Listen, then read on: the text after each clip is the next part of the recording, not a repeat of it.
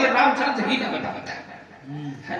एक बार भगवान शंकर से मां पार्वती कहने लगी, कच्चो महेश यमो पर अनुकूला, अगर आपकी कृपा मुझ पर हो जाए तो कहूं कथा मुद मंगल मूला। आप कहो, अगर आप मुझ पर प्रसन्न हैं, आपकी कृपा अगर मुझ पर हो जाए तो भाई एक कहां से निकल रही है?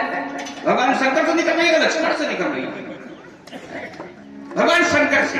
और तो विश्राम, तो जब भगवान शंकर ने कहा और मंगल निकाला तो बोले इसी में विश्राम छिपा हुआ है। बोले है कैसे? का बुध विश्राम, बुद्ध जीवों के लिए ये विश्राम है। असकल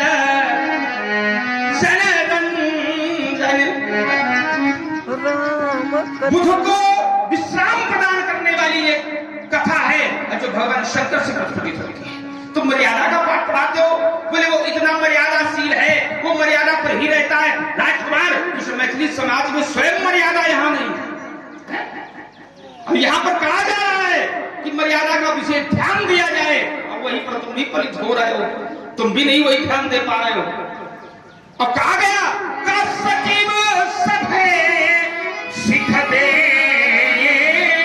न कोई शिक्षा देने वाला नहीं है। क्यों?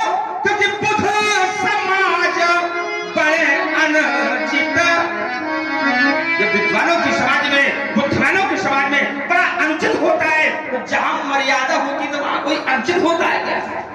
यही मर्यादा नहीं है। और तुम कहते हो यहाँ पर वो इतना मर्यादाशील है और उसकी सब जय जयकार करते हैं, सकल विकल विचार ही। तो राजकुमार यहाँ पहले से सकल विकल और सोच रहे हैं, और सकल ऐसा विचारते हैं कि ऐसा कार्य न किया जाए जो धृष्टरा करके विवाह किया जाए। सकल कहते सकुचाही अभिधिसान विनाय करही मना।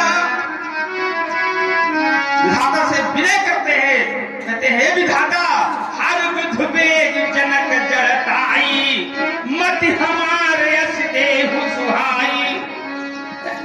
इस प्रकार से प्रार्थना करते हैं वो विधाता से। तो राजकुमार न तो यहाँ का कोई चाहे कि धनुष तोड़ करके विवाह किया जाए, और न यहाँ पर हमें मर्यादा दिख रही, और तुम मर्यादा का पाठ पढ़ा रहे हैं। तो कुशल मंगल भी हमारे यहाँ से, इसमें इसी प्रकार का कोई संदेह। देखिए दिशा बदल गई करके आप बोल रहे थोड़ा बहुत ही सुंदर अभिनय हमारे द्वारा जरूरी है।